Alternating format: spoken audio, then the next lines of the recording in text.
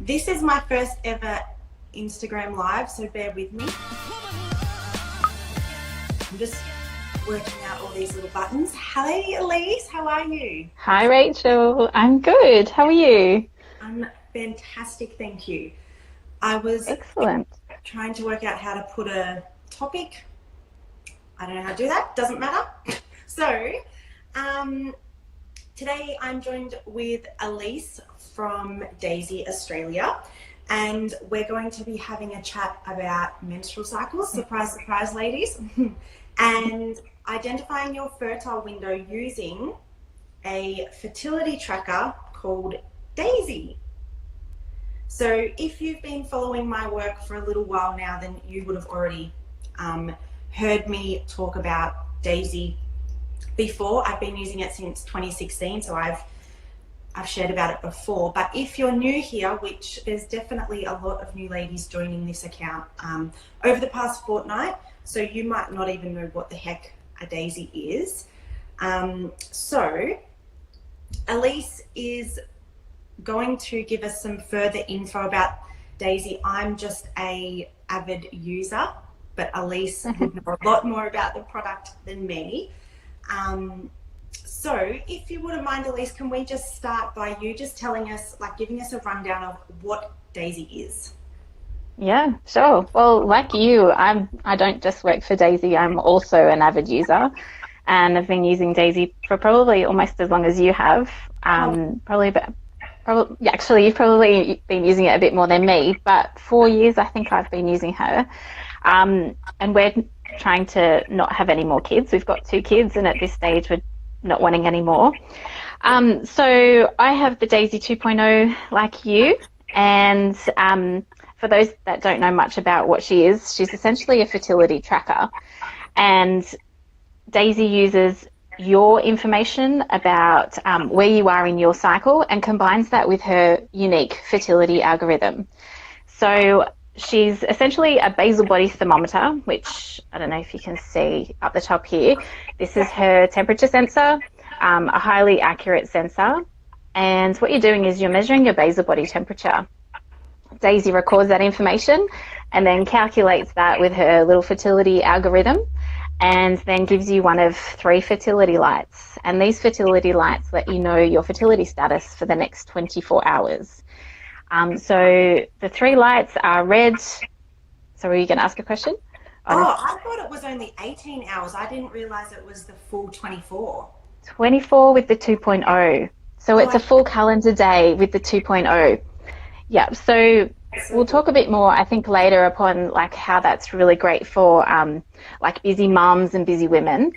But yeah, a full calendar day is your fertility status, and you've got 3 fertility lights. So your red is meaning that you're in your fertile phase. So if you're trying to avoid a pregnancy, you'd need to use some form of caution in that time. It's really up to you what you use. You can either abstain or you could use some sort of barrier method. It's really up to the user how they wish to use that information. And also in the red phase is being fertile, great for women who are wanting to achieve a pregnancy, because this is when we're ovulating and great for maximizing your chances of conception. So that's the red indication. And then you've got your green indication, which is your you're infertile. yeah. So you're no longer fertile, you're outside that window, so you can have intercourse freely if that's what you choose to do. Not every woman who uses Daysy is in a relationship. They could just be using Daysy to understand their cycle a bit more. They could be working with a practitioner like yourself. They might be working on PCOS issues and then trying to re-establish a normal cycle or work with hormonal conditions. So Daysy is great at letting a woman know when and if she's ovulating, Yeah. not just to avoid or achieve a pregnancy. So it really is about that total body literacy, body awareness, not just ovulation for the sake of achieving or avoiding a pregnancy. So then we've got, yeah, it's so great. And then we have the yellow indication, which is our fluctuating and learning indication. So this is when we first start out using Daysy. She'll give us this learning period of about the first 3 to 4 cycles. and she'll show a higher number of yellow indications during this time. So if you're trying to not fall pregnant, then you would treat this the same as a red day and use some form of caution. And it's also, when you first start out using Daisy before you enter your first menstruation, you're going to get just yellow lights. So for women who are coming off the pill, for women who are starting to get their periods back like postpartum, they're just going to get those yellow indications, so they need to use caution until their first period is entered using Daisy, and then they'll get those red and green indications following that. Yeah. So that's pretty much, as well as in the yellow indications, if there's a lot of mismeasurements and if there's a lot of fluctuating temperatures, so hormonal issues, then she's going to show a higher number of yellow days, just being a bit more cautious. So that's kind of what I like, even though it can be frustrating. Daisy erring on that side of caution, I feel really safe and comfortable using her. And I know a lot of women are probably going to ask about, well, how accurate is it in understanding when I'm fertile and when I'm not fertile? And Daisy is over 99% accurate in determining that fertile window. So that's awesome. That's amazing. Yeah, so you know your fertility status directly on Daisy. All you have to do is, as soon as you realize that you're awake, pretty much after having 3 to 4 hours of consecutive sleep at minimum, rolling over, placing Daisy, it goes under your tongue, closing your lips and sealing your mouth, and you'll get, after about 60 seconds, one of those 3 lights. And aside from measuring, all you need to do apart from that is just enter the days that you have your period. And that's all you need to do. So just measure for 60 seconds each day, enter the days you have your period, and Daisy lets you know where you are in your cycle and your fertility status, which is so easy. So easy. If you're keen and want more information about your cycle, you have the option of connecting it up to the free app. Yes. There's no additional fees for using the app, and a lot of women like that feature. Just they have that information on their phone. They can share it with a practitioner like yourself. They can just see day to day how things are affecting their cycle as well. So if they've increased their exercise routine, if they've changed their diet, if they're having a really stressful month, they can notice those changes and see the fluctuations in their graph on Daisy View. So that's really helpful for women to just understand their body even further. I love it. So yeah, connect. Do you? Yeah, I think it's really, really insightful. And even after using it for so long, each month I still get excited when I see the temperature jump, and like I can same. see myself that I've ovulated. Yeah. It's really cool. It's great. So the other thing that I like about it is that I'm not having to manually transfer data information. Like if I was to use a normal thermometer, I'm not then having to manually transfer that information into an app. And one, that's more time, and two, there's risk of user error in doing that. All for it if people want to do that, but yeah, I like that step is taken out, and all I need to do is just click Bluetooth and it syncs across, and my measurement for that day is there. So it's so nice and easy in that respect. So as I mentioned, Daisy's measuring your basal body temperature, which is your temperature at rest. So this is one of our 3 fertility signs, as you know. So when we ovulate each cycle, which we have 1 ovulation each cycle, the egg releases progesterone at this time. And when progesterone is released, our body temperature increases by at least 0.3 degrees. And this is what Daisy's picking up on, is this shift in temperature, which happens at ovulation, and then it will remain elevated until our next period. So there's this beautiful shift that happens. And it's beautiful to know what's happening in your cycle, and know that like changes in mood and how I feel or my cravings are completely often related to my cycle, and just to be okay with that. And what was I saying? So Daisy's measuring basal body temperature as a fertility sign. So this is our fertile window. So the sperm has a life expectancy of about 5 days, and then our egg has a life expectancy of 24 hours at max. So really, our fertile window is only 6 days within each cycle. So why would we need to use, like if we're trying to not achieve a pregnancy, why would we use caution on every single day of our cycle when our fertile window is only 6 days? Exactly. So Daisy is, yeah. I've drawn a little picture because I think I'm an artist, not really. I just wanted to show women the temperature rise, like what they can sort of expect. So if you've never seen a temperature chart of what it looks like during a menstrual cycle, I hope my drawing's okay and that you can see this, right? So, and I don't know if this is backwards for you, but down here you'll have fluctuating lower temperatures, and then see the spike at ovulation, and you'll have fluctuating temperatures at a higher level. So this is called a biphasic pattern, and that's what we look for to confirm ovulation has occurred. And so if you're doing this manually, there's lots of different things you need to consider, but when you are using the Daysy device, the little algorithm works it all out for you, and Daysy will know when that little jump has happened, and your little light will change color accordingly. So that's that's what the temperature rise is. Yeah, that's exactly right. So with charting, the perfect drawing, it is backwards, but we get the idea. It's great. So yeah, if you were manually charting that information, you were plotting your temperatures on a graph, you would then need to learn the principles of how to interpret that information. It takes time to jot it down each morning, and then applying the principles to interpreting that information accurately. So this kind of takes out all of that.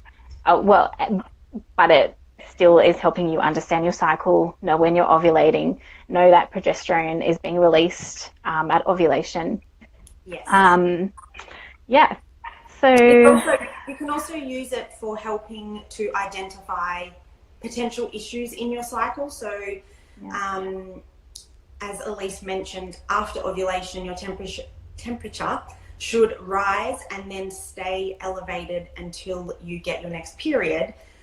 But if you're using Daysy and you're looking at the app and you see that you get like a rise, for example, but then your temperature comes back down and it doesn't stay elevated, this is something you can share with your doctor or any other consultants you're working with to identify luteal phase defects or potential hormone issues. For example, if the temperature doesn't stay high, it might indicate that you have low progesterone, so your progesterone's not high enough to keep that body temperature elevated.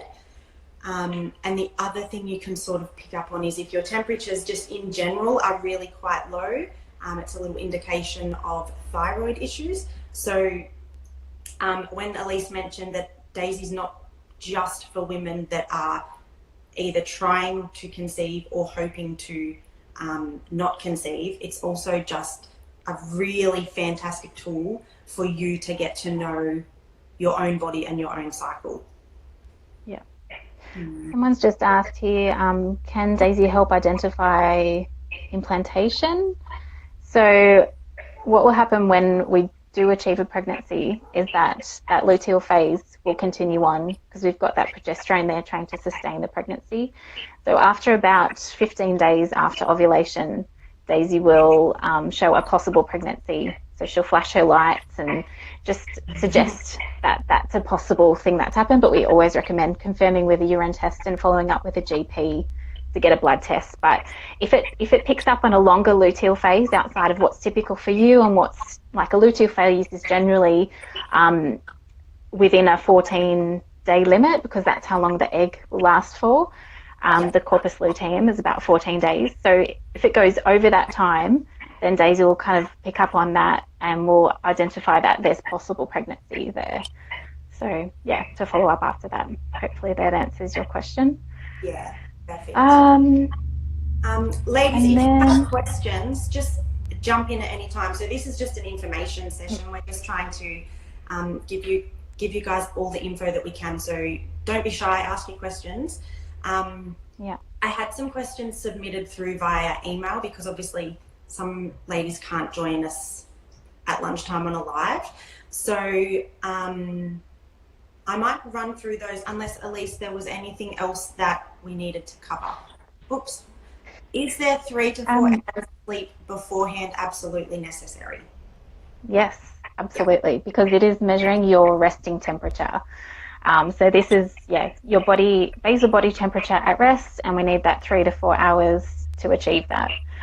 So that can happen anytime in that 24-hour time period. So if you're a shift worker or busy mum getting up to kids, or you find yourself going to the toilet frequently at night, as long as you've had that 3 to 4 hours of consecutive sleep, you can measure. So say you were waking up at 3 a.m. and you needed to get up to your child, but you were then going to wake up for the day at, say, 5 a.m. You would be measuring at that 3 a.m. time slot as opposed to the 5 a.m. when you wake up for the day, because you wouldn't have had that 3 to 4 hours of sleep. So it doesn't matter what time of day, and doesn't matter if it changes from day to day, but as long as you've got your resting temperature, you haven't been active, you haven't been talking or rolling over for too long, pretty much as soon as I realize I'm awake, I just roll over, take the cap off, turn it on, activate the measurement, and 60 seconds is all it takes.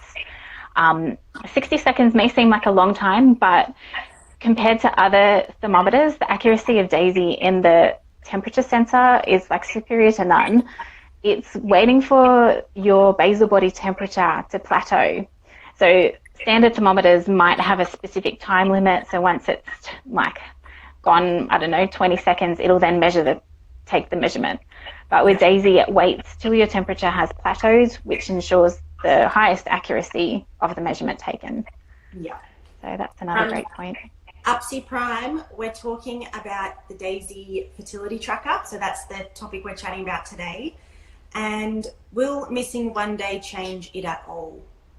In general, I don't think so. I mean, I miss days every now and again, and it doesn't too much. But from your point of view, do you think so?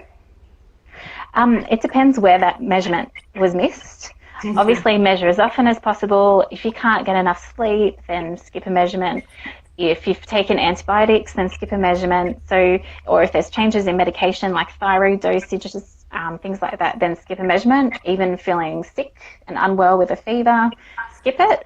But if those skipped measurements occur in the fertile window, when Daisy's on the lookout for ovulation, then she'll probably be more cautious.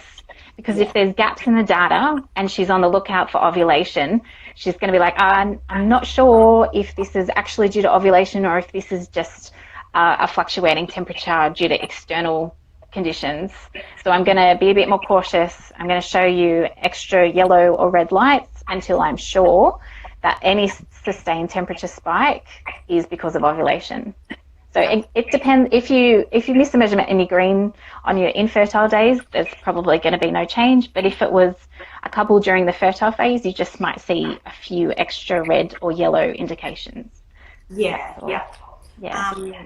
And I think, of course, it would matter. It would depend also if you've just missed one single one as opposed to missing, 3 or 4, then that's going to be a lot harder for Daisy to determine what's happening. So then you'll get those orange days. Yeah, and that'll only really be until your next period starts, and then it'll go back to normal. Yeah. So try to measure as often as possible to narrow down your fertile window, but obviously skip a measurement so we avoid giving inaccurate temperature measurements to Daisy. Yeah. I personally will not record, I won't take my temperature if I was drinking the night before, because after using it for a while, you figure out the things that really affect it. That is, some women can sort of get away with it. I can't, my temperature goes up, so I won't measure because I don't want to confuse Daisy. Same with travel as well. So if you're, not that we can go anywhere at the moment, but if you were traveling overseas and going through different time zones, you would skip, obviously, while you're traveling, and then measure after your next block of 3 to 4 hours of sleep. Perfect. And then the same thing. So Daisy View, when you arrive at your destination, she'll change the clock based on your app. So when you arrive there, connect it to the app, and that sets the local time zone. Then measure after your 3 to 4 hours of consecutive sleep and do the same thing when you come home. It'll then reset to local time when you come back. That was one of the questions we had, so that's good. Oh, nice. Another question I had was about PCOS. So ladies that have PCOS, obviously their body attempts to ovulate multiple times before they finally do ovulate, and that's why women with PCOS have longer cycles. What is your opinion on the effectiveness of Daysy for women with PCOS?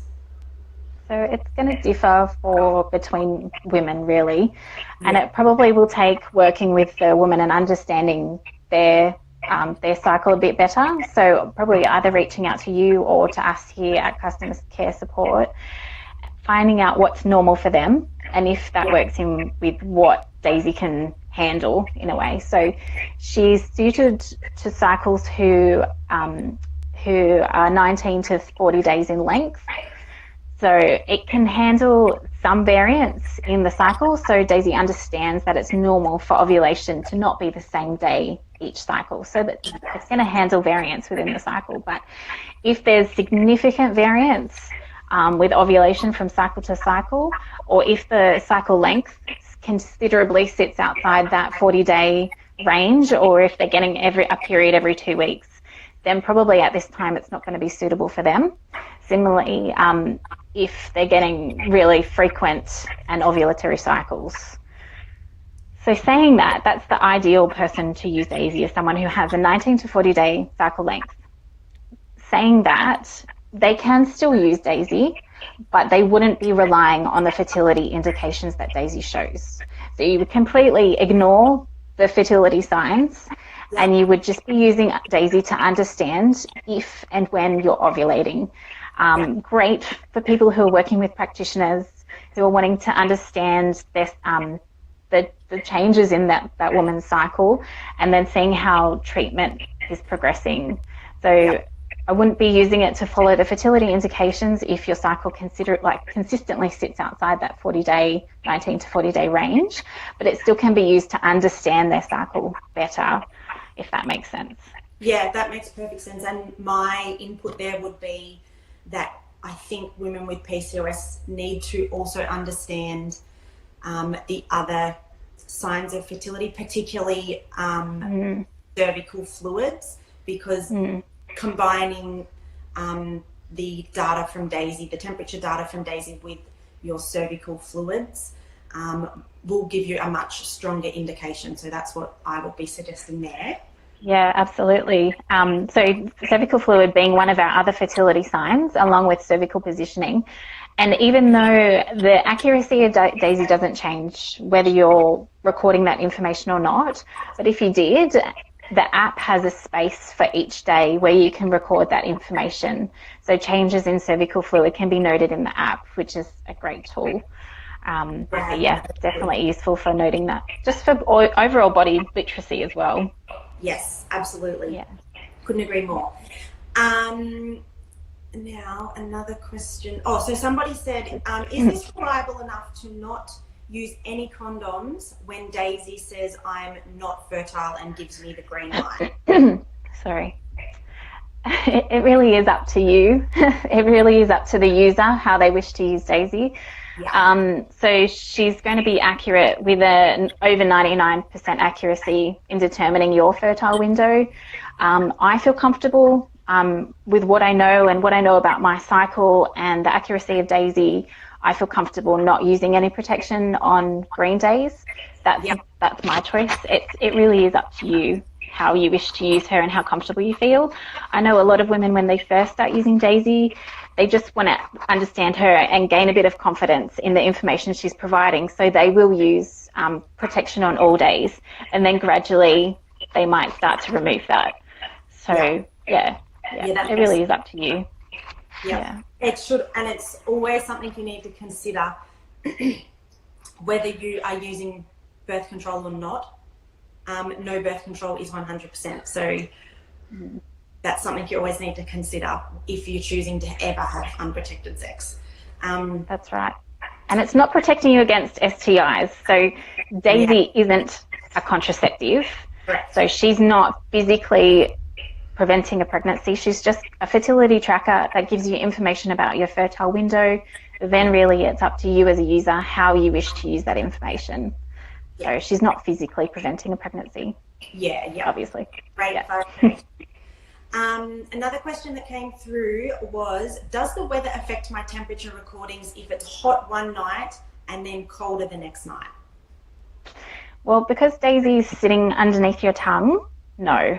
It's any external variances are not going to affect the measurement that is taken because the sensor is sitting under your tongue. I do note, just being on the customer care end, that there can be fluctuations in measurements with ladies who are mouth breathers or they don't close their lips around the sensor of the neck. You can, I don't know if I said that properly, but yeah, sealing your lips around the neck of the sensor as you take your temperature, that really helps minimize any just small fluctuations in temperature.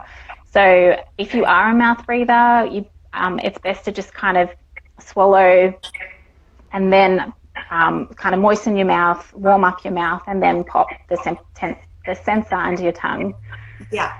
Okay. Yeah, but any changes in temperature shouldn't affect the measurement. Yeah, perfect. Yeah. There was other questions. I'm pretty sure we've answered them all in our conversation.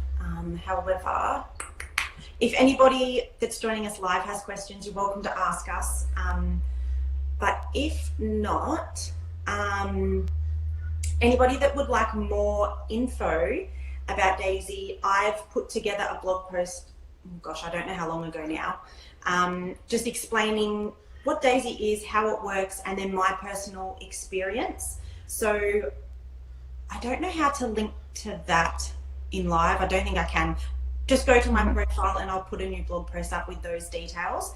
But from your side, Elise, do you have any other resources that you think these ladies would want to see? Yep, absolutely. So we have a Daisy Guide to Your Hormones, which helps you further understand the reason behind the indications that Daisy gives. Yep. And we also on our website have a little quiz, which helps women further understand Daisy and understand if it's right for them. So one thing we haven't covered is that it can't be used in combination with the oral contraceptive pill or any synthetic hormones because they're obviously shutting down ovulation, and Daisy's on the lookout for ovulation, which then results in that temperature rise. So it can't be used in combination with the oral contraceptive pill. If you did decide to stop it, Daisy can be used at least 24 hours after stopping your last active birth control pill or having your IUD removed. So as I mentioned, you'll then get yellow indications until your first period having Daisy has happened, and then you'll start getting the fertile and infertile indications. But that quiz is helping you understand if Daisy's right for you. So I can send you the link to that as well. Yes, please. That's great. So I will put together a post on my Instagram profile, and then we'll put the links in to to all of those three things there. So anybody that wants a little bit more info can just head there and grab those bits and pieces and do that quiz. That sounds really perfect. The other thing is that we're along with you, we're here as well. So when you buy Daisy, it's not just bye, see you later, have fun. It's we're here to support you on your journey. So if you have questions at any time, you're more than welcome to reach out. We'll assist you in whatever way we can, and that's pretty much for the life of your Daisy. So that comes free when you purchase Daisy. The app is free when you purchase it. The other thing that I like is that it's a one-off purchase, that I'm not paying any membership fees or ongoing fees. It's just an outright purchase. Here in Australia, it's about $500 recommended retail. I think you might have something to help the ladies out at the moment. Maybe a special code. You've been generous enough to give me a code to offer you all 15% off, which is massive. So if you're interested, that code is RACH15, all one word. Yep. So RACH15. And I noticed you have free shipping at the moment. Is that right? Yeah. Yep. So you're getting like a double whammy here with free shipping plus 15% off. And we also have payment plans. So I think, hopefully, that you can still apply those discounts to the payment plan. I know times are tough at the moment, so that might be something that is helpful for women to just pay it off in installments. And the discount, 15% off plus shipping. Pretty good. Yeah. Oh, Jess, I love my Daisy. Excellent. Oh, yay. And ladies, I can attest to the customer service. I've been speaking to Elise via email forever. Feels like forever. It's not to your face. Yeah, you too. But anytime I have a question or if anything seems not right, I would always just contact you guys and get a reply very quickly. So the customer service is great, and I wanted to point that out because, like you said, it's not just buy and forget. It's constant support. Yeah. Yeah. Oh. Yeah, and there's a 2-year warranty for manufacturing defects as well. So if any issues were to arise, it's covered for 2 years. And what we find with a lot of our Daisy users is they kind of go through this progression of using Daisy. I mean, it's not everyone does this, but the trend of using Daisy to avoid a pregnancy, and then they know their cycle so that if they are wanting to have a baby, they know when they're ovulating, and falling pregnant can be quite easy often because they know when they're ovulating, they can time intercourse appropriately to maximize the chances of conceiving. And then they go back to avoiding a pregnancy for a while, and then when they're ready to have more kids, it's kind of beautiful to follow users in that way. And then if you decided I'm no longer going to use Daisy, it can be reset, sterilized, and passed on to another user. So it has about at least 6 years. It'll have a life expectancy of about 6 years, and can be used right up until menopause, really. Yeah, it's fantastic. Yeah. Okay, well, that was all the questions that came through on email. I hope that we have provided a really good overview for everybody, what Daysy Fertility Monitor is, how it works, and what it can be used for. However, if there's anything else, or if anybody is watching this after we finish the live, then feel free to contact either of us. We're always happy to help out. And Elise, I want to say thank you so much for your time, and it's lovely to see your face now that I've met you. Oh, thanks for having me, Rachel. Yeah, thank you. And everybody else, I hope you're having a really beautiful day and staying safe wherever you are. Excellent. No problem. Thanks, Rachel. Okay. See ya. Bye, everybody. Bye. Bye.